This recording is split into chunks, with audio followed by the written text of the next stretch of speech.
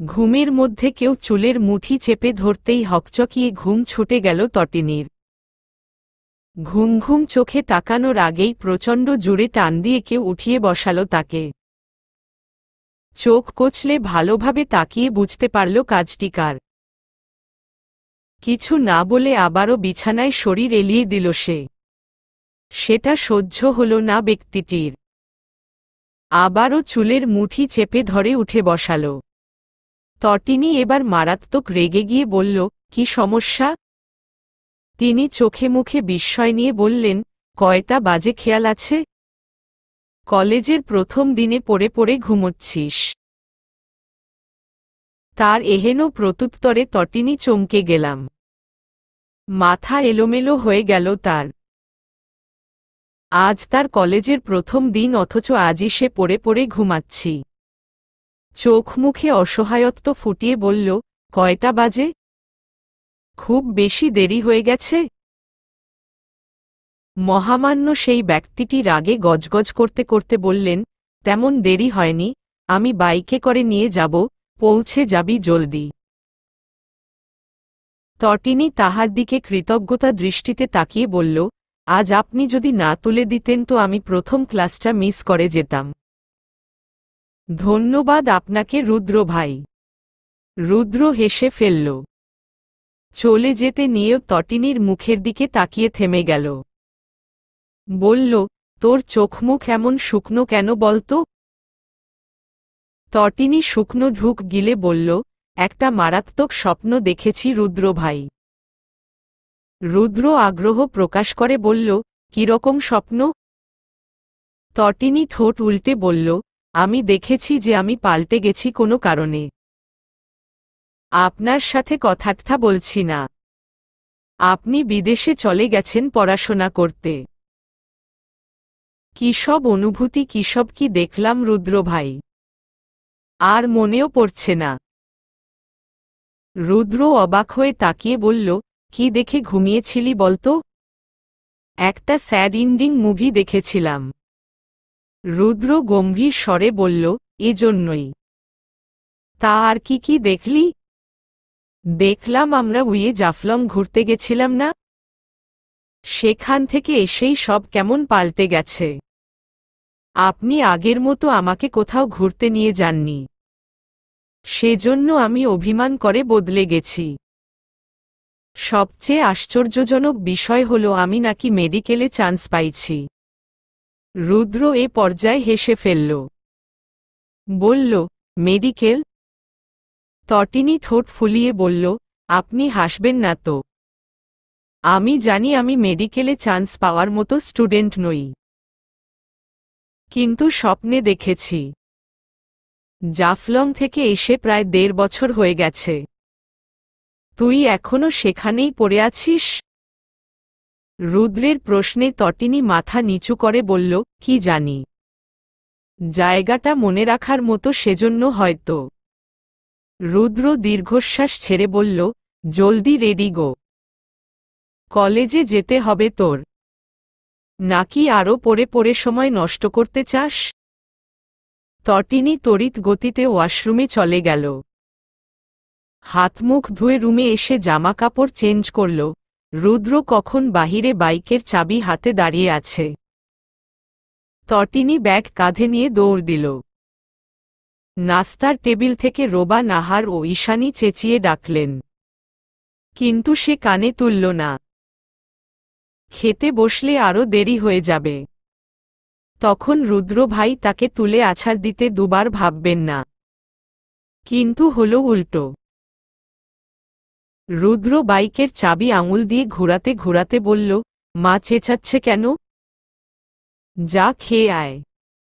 Tension করিস না, সময় মতো পৌঁছে যাবি।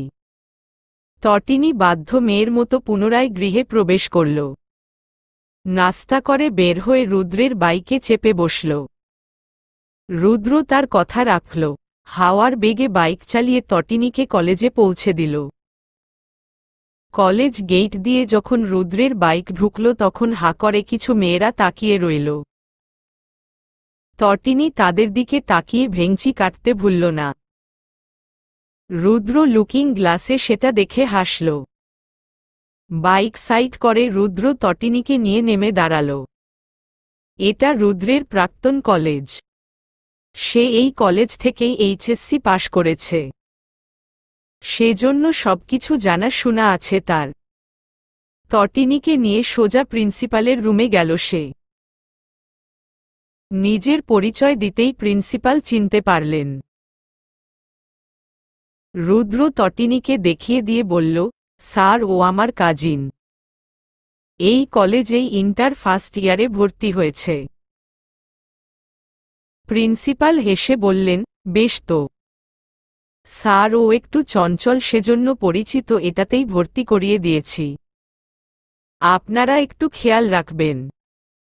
যদিও ও অপরিচিতদের সামনে ভদ্র হয়ে থাকে,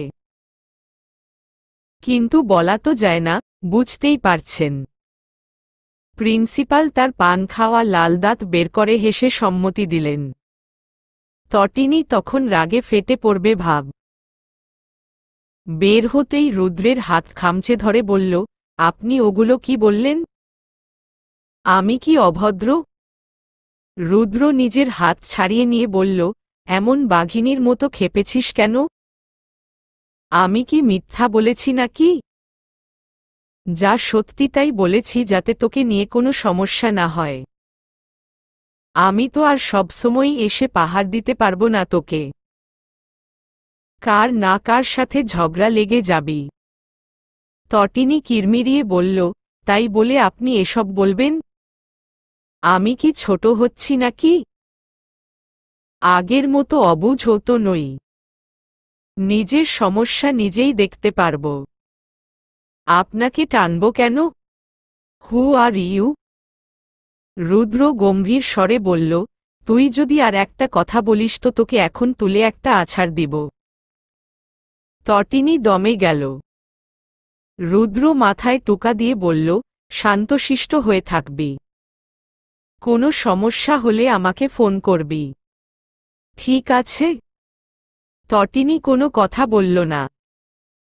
রুদ্র তটিনীকে ওর ক্লাসের সামনে নিয়ে গেল। বলল, এটাই তোর ক্লাসরুম। যা গিয়ে বসে পড়। সব পড়া নোট করবি। রাতে আমি সব দেখব, মনে থাকে যেন। রুদ্র চলে গেল। তটিনী পা তুলে বসল। গালে হাত দিয়ে ভাবতে লাগল কি করা যায়। আপাতত সে রুমে একা, তার মানে আজ সে সবার আগে এসেছে। ঠিক কিছু সময় পর রুমটা স্টুডেন্ট ভর্তি হয়ে গেল। তটিনীর পাশে বসেছে দুটো মেয়ে। তটিনী তাদের মধ্যে একজনকে জিজ্ঞেস করল, কি নাম তোমার? মেয়েটি চোখ মুখে উচ্ছ্বাস নিয়ে বলল, আমি রূপান্তর, তুমি? তটিনী নিজের নাম না বলে ভ্রু কুঁচকে বলল, রূপান্তর? ওটা আবার কেমন নাম? আচ্ছা, তোমার নামের অর্থ কি? রূপান্তর মেয়েটি মন খারাপ করে বলল, কেমন নাম তা তো জানি না। বাবা রেখেছেন। নামের অর্থ সৌন্দর্য বা এমন কিছু হবে হয়তো। আমি সঠিক জানি না। তুমি জানো? তটিনী ভাব নিয়ে বলল, আমি কি সবার নামের অর্থ জেনে বসে থাকি নাকি? সরি টু সে, আমি জানি না রূপান্তর। রূপান্তর দ্বিতীয়বারের মতো জিজ্ঞেস করল, তোমার নাম কি? তটিনী ভাব নিয়ে বলল, নদী দেখেছ? নদীর অপর নাম কি? আমার নামও সেটাই। রূপান্তর মেয়েটি হেসে বলল, ও আচ্ছা, তুমি পানি? তটিনী চোখমুখ কুঁচকে বলল, পানি কেন হতে যাব? নদী অপর নাম কি পানি নাকি? রূপান্তর বুঝানোর ভঙ্গিতে বলল, নদীতে তো পানি থাকে, আর জীবনের ওপর নাম পানি। সেজন্য তোমার নাম পানিই হবে, তাই না? তটিনী চোখমুখ উল্টিয়ে বমি করার ভঙ্গি করল, বলল, তুমি কে ভাই? হু আর ইউ? আমার পাশে বসেছ কেন? এমন গাধা মাইন জীবনেও দেখি নাই। অথচ রুদ্র ভাই আমাকে বলে আমি নাকি দুনিয়ায় সবচেয়ে পচা গাধা। রূপান্তর উৎসাহ প্রকাশ করে বলল, রুদ্র ভাই কে? তটিনী বাঁকা হেসে বলল, কেন প্রেম করবা নাকি? করতে পারো, আমার রুদ্র ভাইয়ের গফ টফ কিছু নাই। হেতি পিওর সিঙ্গেল পোলা, একেবারে খাঁটি। রূপান্তরের মন নেচে উঠল, বলল কেন নয়? প্লিজ তার সাথে আসার পরিচয় করিয়ে দিবা। রুদ্রর বোন? তটিনী রেগে বলল, দিতে চাইছিলাম, কিন্তু তোমার শেষের কথার সম্বোধনের জন্য দিব না। রূপান্তর হয়তো কিছু বলতে চাইছিল, কিন্তু তার আগেই ক্লাসে স্যার প্রবেশ করলেন। পরিচয় পর্ব যখন বলতে বলা হলো তখনই রূপান্তর তটিনীর নাম জানতে পারল। অবশেষে সে বুঝল, নদীর অপর নাম হল তটিনী। কলেজে আজ পরিচয় পর্বটাই হল, বইপত্র কিনার পর দুদিন বাদে ক্লাস শুরু হবে। এবং সেদিন থেকে সবাইকে যথাক্রমে কলেজ ইউনিফর্ম পরে আসতে হবে। আগামীকাল হবে নবীন বরণ অনুষ্ঠান। সেটা নিয়ে অনেক এক্সাইটেড সবাই। রূপান্তর ও তটিনী হেঁটে যাচ্ছিল মাঠ দিয়ে। রূপান্তর প্রশ্ন করল, বলো তো আমার নামের অর্থ কি? তখন তো তুমি আমাকে জিজ্ঞেস করেছিলে, এবার তুমি বলো তো নদীর পানি। তটিনী চোখমুখ কুঁচকে বলল, একদম আমাকে নদীর পানি বলবে না। রূপান্তর নিজের চোখের চশমা ঠিক করে বলল, ঠিক আছে বলবো না। এবার আমার নামের অর্থ বলো। তটিনী রূপান্তরে চোখ ভুলিয়ে নিল। বলল, যার রূপ বেয়ে বেয়ে পড়ে তাকেই রূপান্তর বলে। রূপান্তরের চশমা চোখ থেকে নাকের ডগায় চলে আসল। বেচারি খালি মুখে বিষম খেয়ে বলল, এটা কেমন লজিক? তটিনী ভাব নিয়ে বলল, আমার লজিক? আমি তো যাও বলতে পেরেছি, তুমি তো তাও পারোনি। হা স্টুপিড গার্ল। কথাটা রূপান্তরের ইমেজে লাগল। বলল, আচ্ছা তুমি আমার সম্পূর্ণ নামের অর্থ বলো তো। কোনো নামটা? আমার সম্পূর্ণ নাম কোকেয়া বিনতে রূপান্তর। তটিনী ভাবুক স্বরে বলল, ও আল্লাহ, তুমি বেগম কোকেয়া? তোমাকে তো দেশের জনগণ খুঁজছে। প্রতিনিয়ত তোমাকে নিয়ে ট্রল হয় জানো। বাংলার ইয়াং জেনারেশন তোমার উপর ক্ষেপে আছে। প্রতিদিন তোমাকে নিয়ে হাজার হাজার পোস্ট হয় ফেসবুক ইনস্টাগ্রামে। রূপান্তর কান চেপে ধরে বলল, কিন্তু আমি সে নই। আমি কোকেয়া বিনতে রূপান্তর, নট বেগম কোকেয়া। ওকে? তটিনী ঠোঁট উল্টে হু বলতেই রূপান্তর পুনরায় বলল, বলো আমার সম্পূর্ণ নামের অর্থ। তটিনী কিছু সেকেন্ড মনে মনে কিছু আওড়াল। তারপর বলতে শুরু করল, মুছাম্মদ কোকেয়া বিনতে আক্তার চৌধুরী খানম বেগম মজুমদার খান সরকার বিএমপি আওয়ামী লীগ স্বেচ্ছাসেবক লীগ জঙ্গি পুলিশ সেনাবাহিনী নৌবাহিনীর বিমানবাহিনী শিকদার ওরফে রূপান্তর। রূপান্তর মাথা ঘুরে মাঠের মধ্যে পড়ে গেল। তটিনী তড়িৎ গতিতে বসে পড়ল মাঠে। রূপান্তর তখন নিভু নিভু চোখে চেয়ে আছে। তটিনী কাদো কাদো মুখ করে বলল, ফাঁসিয়ে দিচ্ছ ভাই, রুদ্র ভাই জানলে আমার খবর করে দিবে। তুমি প্লিজ এখানে অজ্ঞান হইও না রূপান্তর। তোমার বাসাতে সারাদিন অজ্ঞান হয়ে পড়ে থাকো, আমি কিছু বলবো না, কিন্তু এখানে না প্লিজ। রূপান্তর আস্তে করে বলল, পানি খাওয়াবে প্লিজ। তটিনী নিজের ব্যাগ থেকে বোতল বের করল। ততক্ষণে কয়েকজন এসে ভিড় করে দাঁড়িয়ে পড়েছে। পানি খেয়ে রূপান্তর ধীরে সুস্থে উঠে বসল। তারপর সবার দিকে তাকিয়ে বলল, কি চাই এখানে তোমাদের? সার্কাস চলছে নাকি? সবাই চলে যেতে লাগল। রূপান্তর তটিনীর কাঁধে হাত রেখে বলল, আব্বে তটিনী উঠা আমাকে। তটিনী ভ্রু কুঁচকে তাকিয়ে বলল, তোমার কথার সুর চেঞ্জ হলো কেন? তুই বলছো কেন? আপনি বলবা বাপ মা সম্মান করতে শিখায়নি তোমাকে? রূপান্তর হেসে বলল, আর একটা কথা বলবি তো লাথি মেরে তোকে উগান্ডা পাঠাবো তটিনী। কিসের আপনি? হ্যাঁ, আমরা আজ থেকে বন্ধু, ওকে? তটিনী অবাক হয়ে বলল, মাথা ঘুরে পড়ে তুমি স্মৃতি হারালে নাকি গো? তোমার নাম তোমার মনে আছে তো? বলো তো তোমার নাম কি বাছা? রূপান্তর শরীর দুলিয়ে হাসল।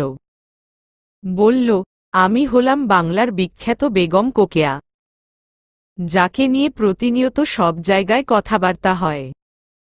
আমি একজন সেলিব্রিটি উইমেন্স। তাছাড়াও আমি আওয়ামী লীগ, বিএমপি স্বেচ্ছাসেবক লীগ, সাথে সেনাবাহিনী, নৌবাহিনীর ও বিমানবাহিনী। আমি রূপান্তর, যার রূপ বেয়ে বেয়ে পড়ে। তটিনীর এবার নিজেরই মাথা ঘুরাতে লাগল। রূপান্তরের মুখ চেপে ধরে বলল, ক্ষমা দে মা, আর না। রূপান্তর কিটকিটিয়ে হেসে বলল, এবার তো টেনে তুল। তটিনী উঠে দাঁড়াল। বলল, তোমার দাঁত খুব সুন্দর। কি দিয়ে ব্রাশ করো? মানে কি টুথপেস্ট? রূপান্তর প্রথমে একটা লাফ দিল।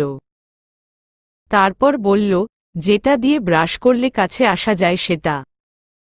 তটিনী কোমরে হাত রেখে বলল, তুমি এমন করছো কেন? রূপান্তর হেসে বলল, জানি না, তোমাকে আমার ভালো লেগেছে। তুমি কি আমার বন্ধু হবে? কিন্তু আমি তো পাগল। রূপান্তর শরীর দুলিয়ে হাসল, বলল, পাগল কখনোই নিজেকে পাগল বলে না। তুমি পাগল হও বা ভালো, তাতে আমার কিছুই যায় আসে না। আমি শুধু তোমাকে বন্ধু বানাতে চাই, জন্মজন্মান্তের বন্ধু। তুমি আমার বন্ধু রাশেদ পড়েছ? তটিনী মাথা নাড়িয়ে না করল। তুই আমার বন্ধু হবি? একেবারে সারা জীবনের বন্ধু।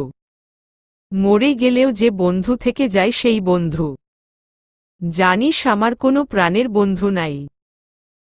জীবনে একজন বন্ধু থাকা দরকার, যাকে প্রাণ খুলে সব বলা যায়। বলো তো, এটা কোনো বইয়ের উক্তি? তটিনী ফ্যালফ্যাল করে তাকিয়ে বলল, জানি না। রূপান্তর নিজের ব্যাগ থেকে একটি বই বের করল। সেটা তটিনীর দিকে বাড়িয়ে দিয়ে বলল, এই বইটা আমি তোকে দিলাম। তুই এটা পড়বি।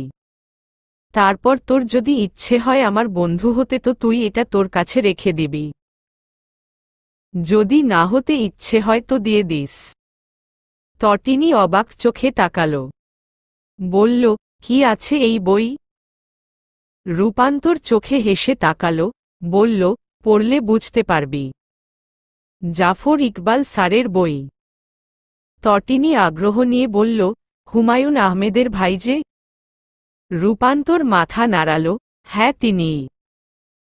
তটিনী বইটা ব্যাগে রেখে বলল, ঠিক আছে, পড়ব। রূপান্তর আকাশের দিকে তাকিয়ে দীর্ঘশ্বাস ছেড়ে বলল, আগামীকাল নবীন বরণ। কি পরে আসবি? তটিনী ঠোঁট উল্টে বলল, কি আবার? যা পরে আসি তাই পরব। রূপান্তর তটিনীর হাত ধরল। বলল, তোকে আমার বন্ধু বানাতে ইচ্ছে করছে। আমার মনে হচ্ছে তোকে বন্ধু বানালে আমি ঠকব না। জীবনে একজন সত্যিকারের বন্ধুর সত্যিই দরকার রে তটিনী। আমি তোর উত্তরের অপেক্ষা করব।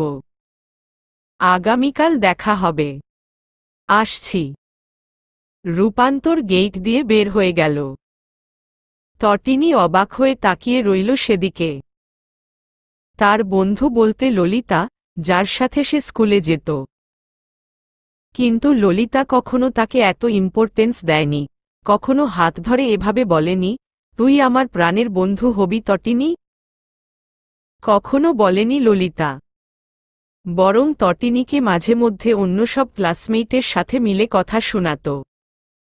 এক এক সময় এক একজনের দলে থাকত। জীবনের এ পর্যায়ে এসে তটিনীর মনে হল সে হয়তো এবার সত্যিকারের বন্ধুর স্বাদ পেতে চলেছে। যে হবে তার জীবনমরণের বন্ধু। রিকশাতে চেপে বসল তটিনী। তার পেট ঘুরঘুর শব্দ করছে মাঝে মধ্যে। খিদে পেয়েছে অনেক। রিকশাওয়ালাকে বলল, তাড়াতাড়ি চালান কাকু, আমার পেটে ইঁদুর দৌড়াচ্ছে। রিকশাওয়ালা বিরক্ত হলেন, কারণ এই নিয়ে তটিনী 5 বারের মতো একই কথা বলেছে। তার ঠিক 2 মিনিট পর তটিনী বলল, আর কতক্ষণ কাকু? রিকশাওয়ালা নিজের পান খাওয়া লালদাঁত বের করে হেসে বললেন, মা কি শুধু হাতে পায়েই বড় হইছেননি? বাপ মা একা ছাড়ল কেন তাইলে? তটিনী খিদে ভুলে ফ্যালফ্যাল করে তাকিয়ে রইল। রাগ হল প্রচণ্ড। বলল, বাপ মা একা ছাড়ছে কারণ তারা জানে আমি একা চলতে পারি। আন্নেরে ভালা মানুষ মনে কইরা মনের কথা কইছিলাম, এর লাইগা আপনি এমনে আমারে কইবেন? রিকশাওয়ালা হয়তো দুঃখিত হলেন। বললেন, ওহ আচ্ছা সরি গো মা, তোমার বাসাতে আইয়া পড়ছি নামো। তটিনী রিকশাওয়ালাকে ভাড়া দিয়ে দৌড়ে গেট দিয়ে প্রবেশ করল। সুনামির বেগে কলিং বেল চাপতে লাগল। ঈশানী দরজা খুলে দিয়ে হতভম্ব হয়ে বললেন, এভাবে ষাঁড়ের মতো বেল বাজাচ্ছিস কেন? মানুষ ভাববে দিন দুপুরে ডাকাতি হচ্ছে। তটিনী নিজের মার ভুল শুধরে দিতে বলল, ষাঁড় তো চেঁচায় মা, কলিং বেল বাজায় না। ঈশানী রেগেমেগে চলে গেলেন। তটিনী দরজা বন্ধ করে সোফাতে ব্যাগ ফেলে দিল। হাত পা ছড়িয়ে মেঝেতে বসে বলল, বিশ্বজয় করে এসেছি গো মা, খেতে দাও। ঈশানী টেবিলে খাবার দিয়ে বললেন, হাত পা ধুয়ে টেবিলে এসে খেতে বসো। মেঝেতে কি তোর? তটিনী তার 2 কাঁধে ফু দিয়ে বলল, এটাই তো বাঙালিয়ানা মা। তুমি কি এর মর্ম বুঝবে? নানাজান তো ইন্ডিয়ার ছিলেন। ঈশানী মেয়ের কথায় নাক ফুলিয়ে বললেন, গাধার বাচ্চা, ইন্ডিয়ার মধ্যেও বাঙালিয়ানা আছে। শুধু তোর বাপের দেশে একা না, আমার বাপের দেশেও আছে। বুঝেছিস? এবার খেয়ে উদ্ধার কর, ঘ্যান ঘ্যান করবি না কানের কাছে খবরদার। না হলে তোকে আর তোর বাপকে রাস্তায় ফেলে দিয়ে আসব। ঈশানী তার মহামূল্যবান ভাষণ দিয়ে চলে গেলেন। তটিনী ঠোঁট উল্টে ভাবতে লাগল তার দোষ আসলে কোথায়। আপনাকে আমি ভালোবাসি কি না জানি না, তবে আপনাকে আমি কল্পনাতে ঠিক স্বপ্নের রাজকুমার হিসেবে চিনেছি। নিজেকে কখনো জিজ্ঞেস করিনি আমি আপনাকে আদৌ ভালোবাসি কিনা। আমি ভীষণ স্বার্থপর মানুষ। নিজেকে ছাড়া কাউকে ভালোবাসতে পারব না কখনো। কিন্তু আপনার প্রতি আমার এই অনুভূতি 1000 বছরের ভালোবাসাকেও ছাড়িয়ে যাওয়ার মতো। বিশ্বাস করুন, এত ভালো আমার কাউকে লাগেনি। আত্মসম্মানহীন বেঁচে থাকা একজন আমির জন্য অনেক কঠিন। আমি আপনি ও আত্মসম্মানের মধ্যে আত্মসম্মানই বেছে নিলাম। আমি জানি না আপনি মোহ নাকি ভালোবাসা, তবে আমি এটা জানি আপনিই সেই যাকে ছাড়া আমি কখনো আর কাউকে নিয়ে এত অদ্ভুত কল্পনা করিনি। মেয়ে মানুষের স্বভাব জানেন তো? না, আপনি তো আবার ঘরে বসে থাকার মতো মানুষ নন। ঘরের মেয়ের খবর জানবেন কিভাবে? আচ্ছা আপনি এটা জানেন তো, একটা ছেলে মন খারাপ হলে যেমন ঘর থেকে বের হয়ে গিয়ে রিফ্রেশমেন্ট করতে পারে, একটা মেয়ে তা পারে না। জানেন আপনি, আমার হাসিখুশি মুখশ্রীর ভিড়ে লুকিয়ে আছে এক আকাশসম না পাওয়া। কিন্তু সেগুলো আপনাকে পেলে হয়তো পূরণ হয়ে যেত। এক আকাশসম না পাওয়ার সমাধান আপনি। বুঝতে পারছেন একজন আত্মসম্মানবোধ সম্পন্ন নারীর কাছে আপনি ঠিক কতটা গুরুত্বপূর্ণ ছিলেন? এই কথা আপনি কখনো জানবেন না, বা আমি কখনো জানতে দিব না। কিন্তু যদি একটু মূল্যায়ন করতেন তো আপনি আপনার জীবনের সবচেয়ে সেরা উপহার পেতেন। ছেড়ে যাওয়ার যুগে থেকে যাওয়ার মানুষ পেয়ে যেতেন। কিন্তু আপনি মূল্যায়ন করলেন না, বিনিময়ে আপনি হারালেন একজন রত্ন, যে আপনার প্রেমিকা হওয়ার সাথে সাথে স্ত্রী হওয়ারও যোগ্যতা রেখেছিল।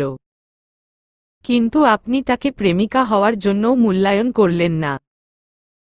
আপনার জন্য এক পাহাড় দুঃখ হলো আমার, আপনি সোনা পেয়ে কাঁচ ভেবে ফেলে রাখলেন। অথচ বুঝলেন না আমির থেকে খাঁটি সোনা আপনার জীবনে আর আসবে না। এতটুকু লিখে ডায়েরি বন্ধ করে রাখল রূপান্তর। মনে তার বিষাদে ভরা। একতরফা ভালোবাসাটা প্রতিনিয়ত পুড়িয়ে দিচ্ছে তাকে, কিন্তু কাউকে বলতে পারছে না সে। কিছুক্ষণ পরই তাকে কলেজের উদ্দেশ্যে বের হতে হবে। আজ নবীনবরণ নিজেকে রাঙাতে হবে রঙিন রূপে। কিন্তু মনে তেমন আনন্দ হচ্ছে না তার। রূপান্তরের মন ভালো করতে কল এলো তটিনীর। রিসিভ করতেই তটিনী গড়গড় করে বলল, তোর দেওয়া বইটা আমি ফেরত দিচ্ছি না রে বেগম কোকেয়া। রূপান্তর হাসল। বলল, কেন, আমি কি বন্ধু হওয়ার যোগ্য নই? তটিনী হেসে বলল, যোগ্য বলেই তোর দেওয়া বইটা নিজের কাছে রেখে দিচ্ছি। এবার বল, তুই কি আমার বন্ধু হবি? রূপান্তর এক মুহূর্তের জন্য থমকে গেল। তটিনী পুনরায় বলল, হবি? রূপান্তর অনেক কষ্টে উচ্চারণ করল, হব। কল কেটে দিয়ে রূপান্তর বিছানায় পড়ে রইল। নিজের খুশিটা ঠিকঠাকভাবে প্রকাশ করতে পারছে না সে। মন খারাপই উড়ে গিয়ে রূপান্তরের মনে আনন্দেরা ডানা মেলে উড়ছে। সেই ডানাতে পাখনা মেলে রূপান্তর উড়তে লাগল কল্পনায়। সে আলমারি ভর্তি সব ড্রেস নামিয়ে ফেলল। সেগুলো থেকে বেছে একটি ড্রেস চুজ করল পরার জন্য। নিজেকে রাঙিয়ে ব্যাগ কাঁধে নিয়ে চলল কলেজের উদ্দেশ্যে। তটিনী আয়নার সামনে দাঁড়িয়ে লিপস্টিক লাগাচ্ছে। রুদ্র দ্বিতীয়বারের মতো এসে বলল, হয়েছে তোর? তটিনী লিপস্টিকে রাঙা ঠোঁট উল্টে বলল, এত তাড়াহুড়ো কিসের রুদ্র ভাই? আমাকে একটু ভালোমতো সাজতেও দিচ্ছেন না আপনি। রুদ্র হতভম্ব গলায় বলল, আর কত সাজবি? 2 ঘন্টা ধরেই তো সেজে যাচ্ছিস তুই। কলেজে যাবি কখন? অনুষ্ঠান শেষ হয়ে গেলে? লেট লতিফ একটা। তটিনী চোখ বড় বড় করে তাকিয়ে বলল, একদম আমাকে লেট লতিফ বলবেন না, আপনার 14 গোষ্ঠী লেট লতিফ আমি বাদে। রুদ্র দীর্ঘশ্বাস ছেড়ে ঘর থেকে বের হয়ে গেল। গেইটের সামনে দাঁড়িয়ে রইল তটিনীর অপেক্ষায়। কিছু মিনিট পর লম্বা হাইহিলের শব্দ তুলে তটিনী হেলে দুলে আসল। রুদ্র একবার চোখ ভুলিয়ে নিয়ে বলল, পা মোচকে বাসায় আসিস, তখন তোকে দেখে নিব। তটিনী মুখ ভেঙচি দিল। রুদ্র বাইকে চেপে বসে বলল, এবার আপনি যদি একটু দয়া করে উঠে বসতেন তাহলে আমি আপনাকে পৌঁছে দিয়ে যথাসময়ে ভার্সিটিতে যেতে পারতাম জনাবা। তটিনী নিজের শরীরে ফু দেওয়ার ভান করে বাইকে চেপে বসল। রুদ্র মিনমিন করে বলল, একটা মানুষ এতটা অভিনয় কিভাবে করতে পারে? তটিনী শুনে ফেলল সেটা। নাক ফুলিয়ে বলল, কাকে বললেন আপনি এটা? এখানে তো শুধু আমি আছি, তার মানে আপনি আমাকে বলেছেন? রুদ্র এক হাতে নিজের গালে তওবা করল। বলল, আমি আর কোনো কথা বলবো না, প্লিজ চুপ কর এবার মা। তটিনী হতভম্ব হয়ে বলল, আপনার নিজের মা ও চাচি মা থাকতে আপনি আমাকে মা বানিয়ে দিচ্ছেন কেন? জগৎ সংসারে কি ছেলেদের অভাব পড়েছে নাকি? মা হতে হলে আমি নিশ্চয়ই আপনাকে বেছে নিব না রুদ্র ভাই। আপনার মতো দামড়া ছেলের মা হওয়ার কোনো ইন্টারেস্ট আমার নেই। রুদ্র দাঁতে দাঁত চেপে বাইক চালাতে লাগল। তটিনীকে তার গন্তব্যে পৌঁছে দিবে সাই সাই করে চলে গেল গতি বাড়িয়ে। তটিনী মুখ বাঁকিয়ে সামনের চুল পেছনে ফেলে দিল। তখনই তাকে দৌড়ে এসে জড়িয়ে ধরল রূপান্তর। নিজেও রূপান্তরকে জড়িয়ে ধরে হেসে ফেলল সে। পিঠ চাপড়ে বলল, কিবে বেগম কোকেয়া, খবর কি তোর?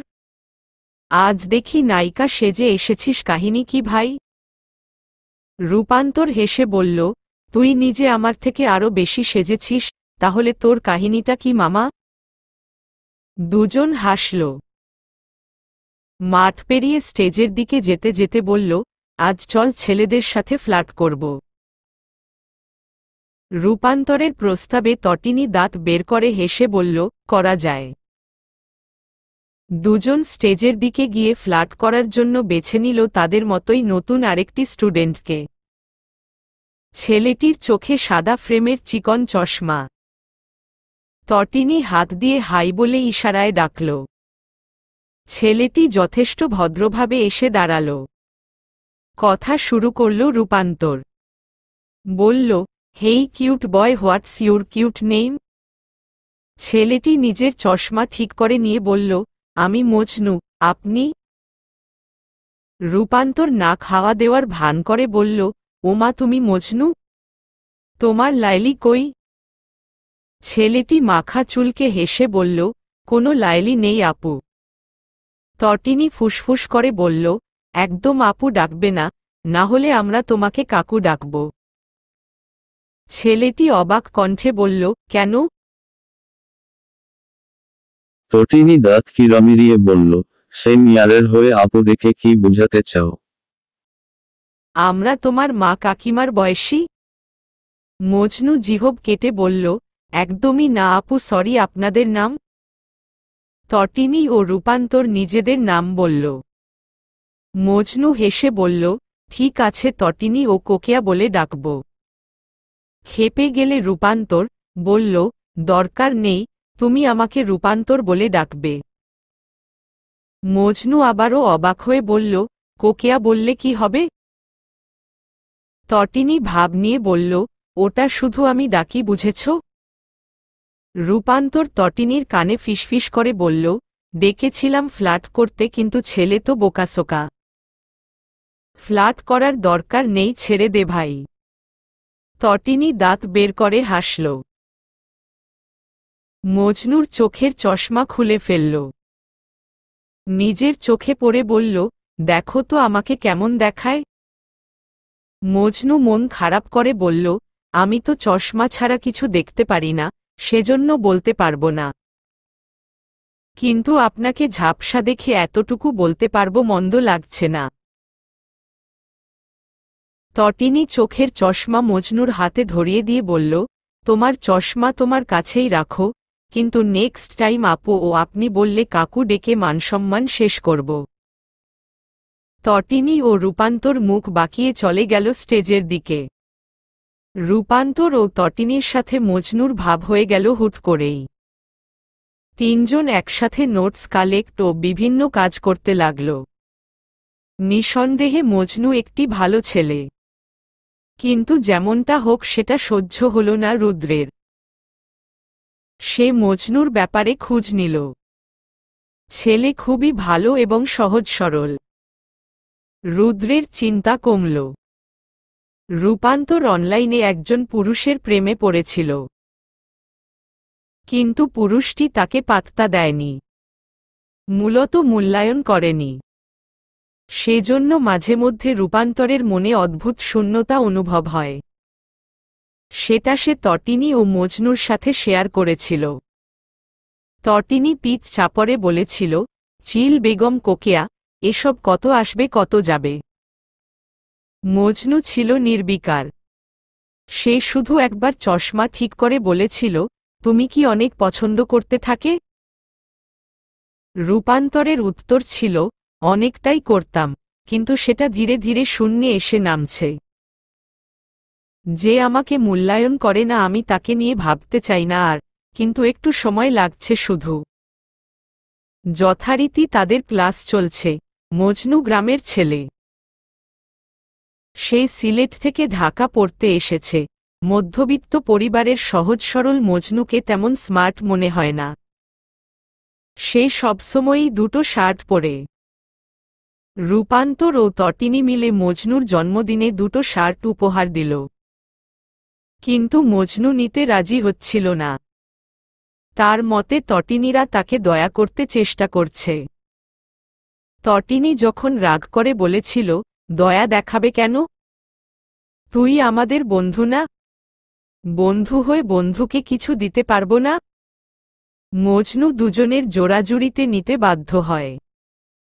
সেই মজনুর সাথে পরবর্তীতে বিয়ে হয়ে গেল রূপান্তরের। আর তটিনী তার ভাব নিয়ে সিঙ্গেল জীবন কাটাতে লাগল। মজনুর সাথে রূপান্তরের বিয়েটা হয়েছে এক্সিডেন্টলি ভাবে। সেজন্য দুজনের কেউই মানতে পারল না।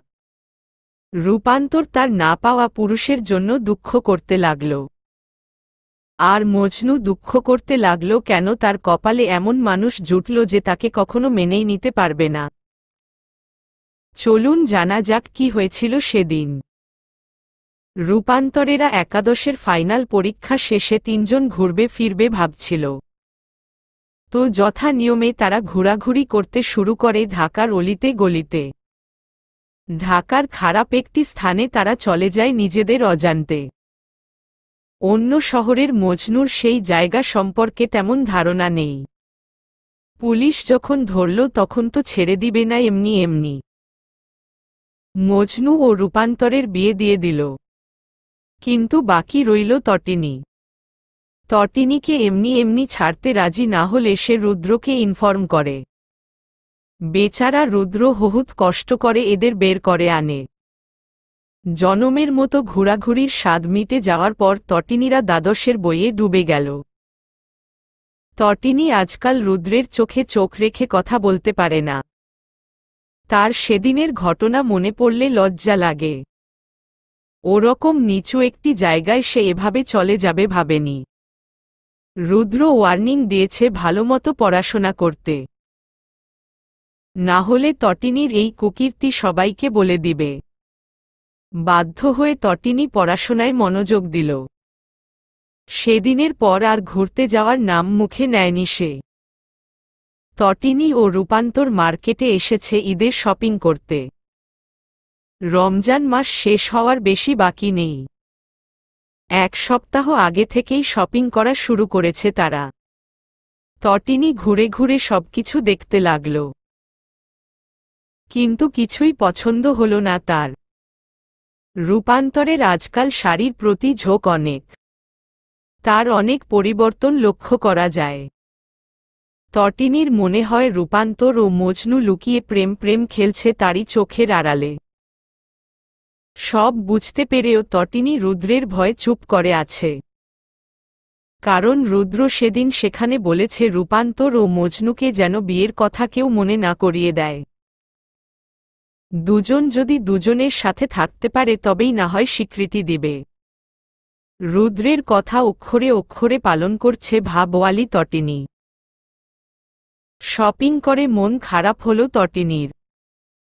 পছন্দ না হওয়া সত্ত্বেও অনেক কিছু কিনেছে সে। কারণ তার রোজা রেখে বারবার শপিং করতে ভালো লাগে না। মুখ গোমরা করে তটিনী যখন বাড়ির গেট দিয়ে ঢুকল তখন রুদ্রের সামনে পড়ে গেল। রুদ্র তটিনীর মুখশ্রীতে চোখ ভুলিয়ে নিয়ে জিজ্ঞেস করল, কোনো অকাজ করে এসেছিস? তটিনী মুখ কালো করে দাঁড়িয়ে রইল।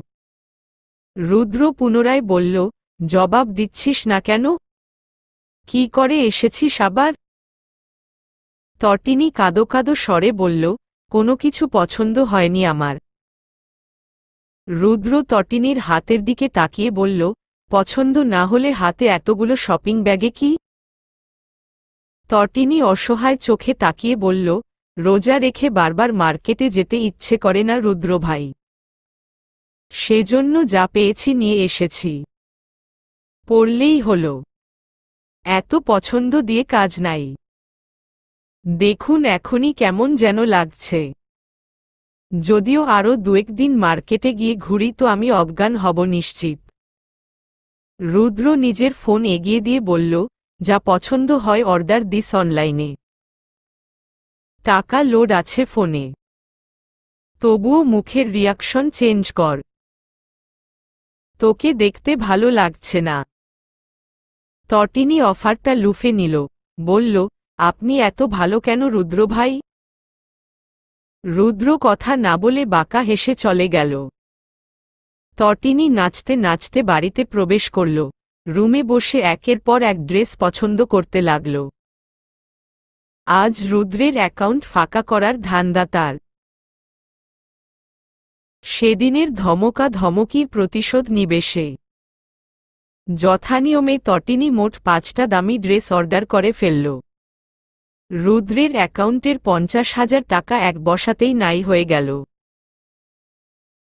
রুদ্রের বাটন ফোনে নোটিফিকেশন আসতে লাগল বারবার। রুদ্র হতভম্ব হয়ে তটিনীকে কল করল, কিন্তু চালাক তটিনী ধরল না। রুদ্রের মাথায় হাত। রুদ্রের অ্যাকাউন্টে 90,000-এর মতো টাকা ছিল। পড়াশোনার পাশাপাশি বাপ চাচার বিজনেসও সামলায় সে। নিজের কষ্টের টাকা এভাবে উধাও হয়ে যাচ্ছে দেখে রুদ্রের বুকে ব্যথা করতে লাগল। তটিনীর নাম্বারে ডায়াল করতে করতে বাড়িতে আসতে লাগল দৌড়। তটিনী রুদ্রের মোবাইল রুবা নাহারের হাতে দিয়ে নিজের রুমে দরজা বন্ধ করে দিল। শান্তির ঘুম দিবে সে এবার। আপাতত ইফতারের টাইম ছাড়া রুদ্রের সাথে তার দেখা হওয়ার চান্স নেই। রুদ্র বাড়িতে এসে মায়ের হাত থেকে নিজের মোবাইল নিয়ে হতভম্ব হয়ে তাকিয়ে রইল। রোবা নাহার ছেলের দিকে তাকিয়ে বললেন, কি হয়েছে রুদু? রুদ্র দাঁত কিরমিরিয়ে বলল, কিছু না মা। রুদ্র হনহন করে নিজের রুমে গেল। একটানে টি শার্ট খুলে ছুঁড়ে ফেলল মেঝেতে। তটিনীর মোবাইলে বার্তা পাঠাল, উইশির বাচ্চা উইশি, চালাকি করলি তো? প্রতিশোধ নিলি? আমার টাকা যদি আমি উসুল না করছি তো আমার নামও রুদ্র ইরফান নয়। তোকে আমি ছাড়ব না। তটিনীর রিপ্লাই আসলো কিছু মিনিট পর, অপ্রিয় রুদ্র ভাই আমার, ভবিষ্যতে আমি আপনার টাকা দিয়ে দিব। শুধু একটা জামাইয়ের অপেক্ষা। আপনাকে আমার জামাইয়ের টাকার গরম দেখিয়ে হাওয়া করতে না পারলে আমিও তটিনী ইফফাত ঐশী নই। নামটা মনে রাখবেন। রুদ্র ফের লিখল, তোর মাথায় এত গোবরে ভরা কেন? শয়তান একটা, সব সময় শয়তানি নিয়ে ঘুরে। তোরে আমি মায়া করে মোবাইল দিছি, তুই সেটার মান রাখলি না। আর জীবনে কিছু চাইতে আসিস ফহিন্নি কোথাকার। তটিনী রাগে গজগজ করে রিপ্লাই দিল, আপনি ভিখারি, সাথে আপনার বাপ চাচাও। রুদ্র হতভম্ব হয়ে উত্তর দিল, নিজের বাপকেও ছাড়লি না কেমন মেয়ে তুই? তটিনীর কথাটা গায়ে লাগল।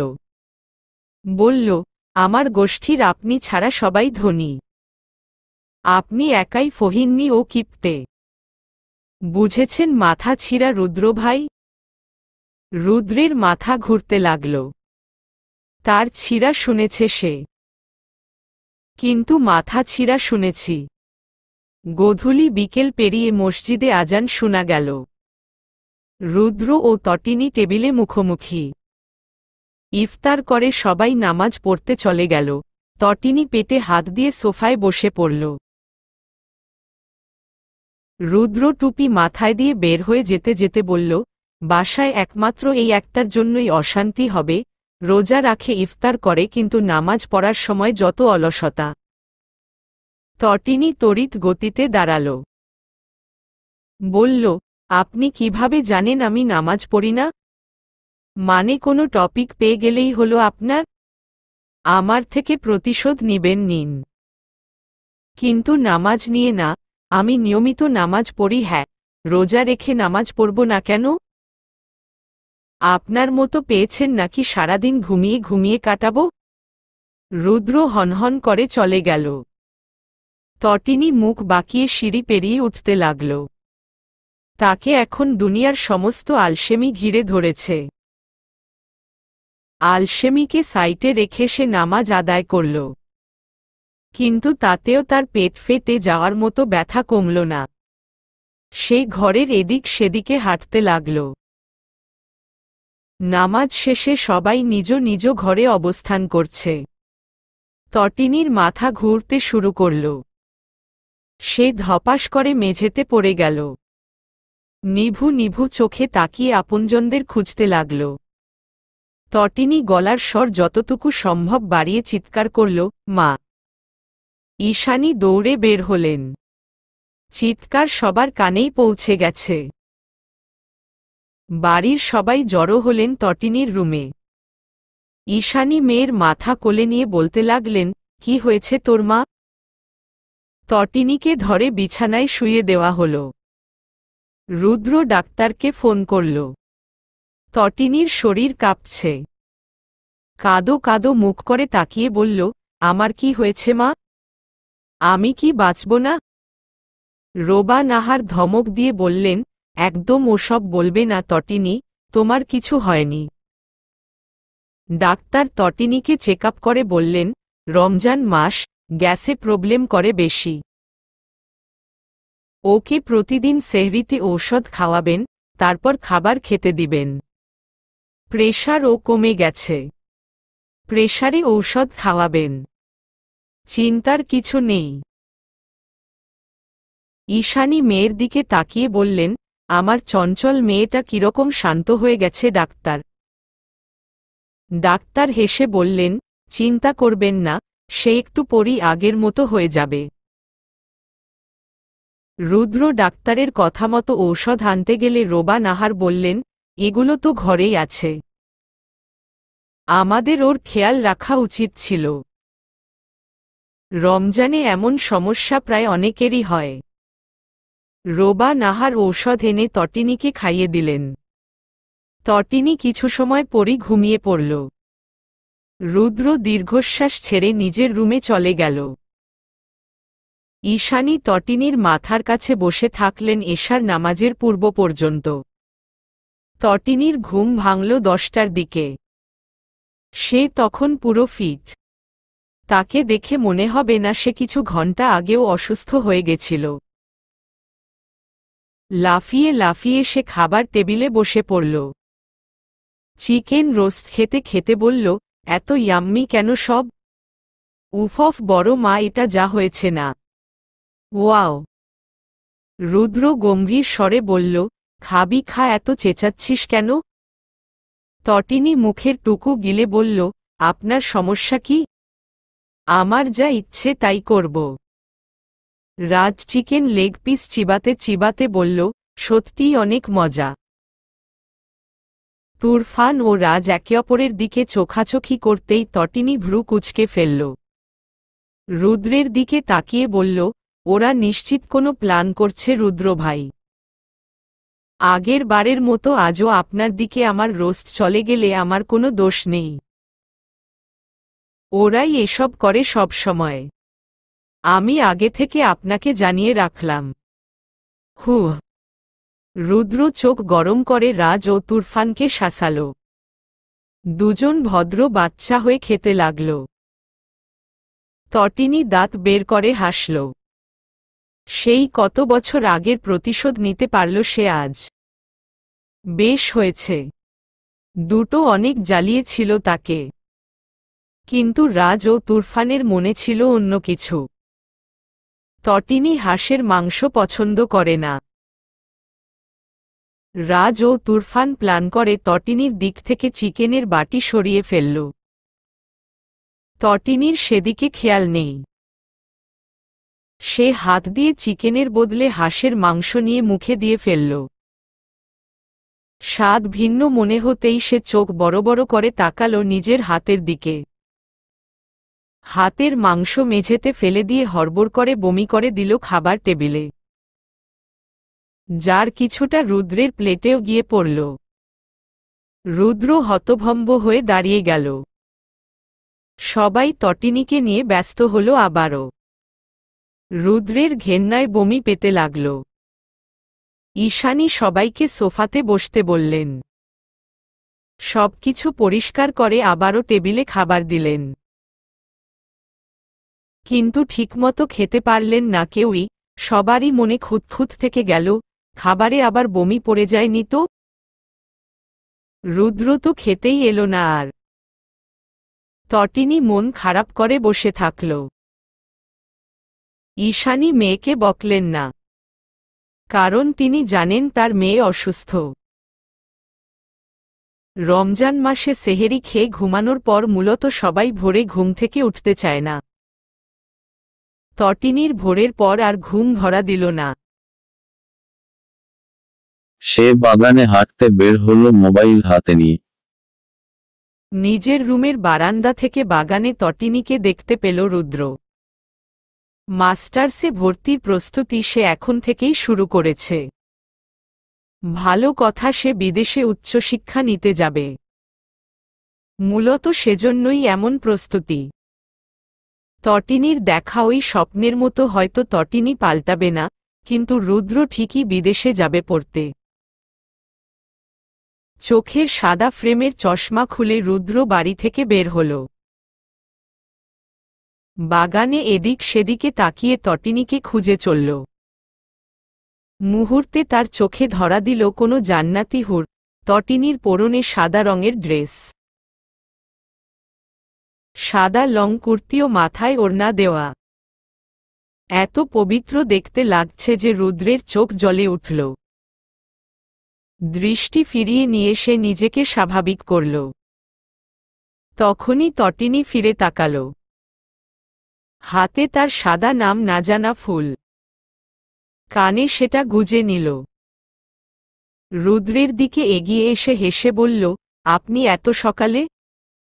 পড়াশোনা করছিলেন বুঝি? রুদ্রের দৃষ্টি মাটির দিকে। বলল, হ্যাঁ, বাগানে একটু হাঁটতে এলাম। তটিনী আবদার করল, চলুন না বাহির থেকে হেঁটে আসি। রুদ্র আবদার ফেলতে পারল না। গেইটের দিকে হাঁটা শুরু করল। ইশারা বুঝে তটিনী হাঁটতে শুরু করল রুদ্রের পিছে পিছে। পুরো এলাকা হেঁটে বেড়াল দুজন। সকাল ৮টার দিকে বাড়িতে পৌঁছে যে যার রুমে চলে গেল। রুদ্র নিজের রুমে গিয়ে থম মেরে রইল। তার চোখে কখনো তটিনীর এত পবিত্রতা ধরা পড়েনি। এই প্রথম তার অন্যরকম অনুভূতি হচ্ছে। তটিনীকে আবার দেখতে ইচ্ছে করছে। ছুঁয়ে দিতে ইচ্ছে করলেও দূরত্বে থাকতে ইচ্ছে করছে। মনে হচ্ছে ছুঁয়ে দিলেই পবিত্র হয়ে যাবে তার ছোট্ট ফুল। তটিনীকে নিয়ে রুদ্র ডায়েরির ভাঁজে লিখে ফেলল কিছু আবেগী কথামালা। নদীতে মানুষ ময়লা আবর্জনা ফেলে দেয়, কেউ কেউ গোসল করে, নৌকা দিয়ে পারাপার হয়, কিন্তু আমি তটিনী ইফফাত নামক মানবী নদীর থেকে পারাপার হতে চাই না। বরং তার পবিত্রতা রক্ষা করে যেতে চাই আজীবন। মানবী নদীর মাঝে একমাত্র আমিই ডুব দিতে চাই। আবর্জনা নয়, তাকে প্রেমের মাদকতার চাদরে মুড়িয়ে রাখতে চাই। প্রিয় পবিত্রতা, তুমি সকালের স্নিগ্ধ পবিত্র ফুলের মতোই একটি পবিত্র আত্মা। রুদ্রের মনে এভাবেই থেকে যেও কেমন। ডায়েরি বন্ধ করে রাখল রুদ্র। সে তেমন কাব্যিকতা নিয়ে লিখতে পারে না, কিন্তু যাই লিখেছে সেটা মন থেকে। রুদ্র আনমনে হেসে ফেলল মানবী নদীকে মনে করে। রুদ্রের রোমান্টিক মনের 12টা বাজাতে মুঠোফোন মানবী নদীর বার্তা এলো। আপনার মানিব্যাগটা জুতা কিনার পর ফেরত দিব রুদ্র ভাই। গত মাসে 3 জোড় জুতা কিনেছিলাম, একটাও জুইতের না। ভালো দেখে দামি ব্র্যান্ডের অন্তত 5 জোড় জুতা কিনে নেই। প্রমিজ করছি আপনার মানিব্যাগ যথাসময়ে ফেরত দিয়ে যাব। রুদ্রের রোমান্টিক ভাব দূর আকাশে ফালাল। তার মনে হল তার রোমান্টিকতা তাকে দাঁত কিরমিরিয়ে বলছে, লজ্জা করে না এমন পাষণ্ড মানবীকে নিয়ে রোমান্টিক ভাবনা ভাবতে? আমার কি আত্মসম্মান নেই? নেক্সট টাইম আমাকে না এনে আনরোমান্টিকও আনবি। খবরদার আবার তোর মনে এনেছিস তো। রুদ্র নিজের ভাবনায় হেসে ফেলল। তটিনীর প্রতি আজ রাগ হল না।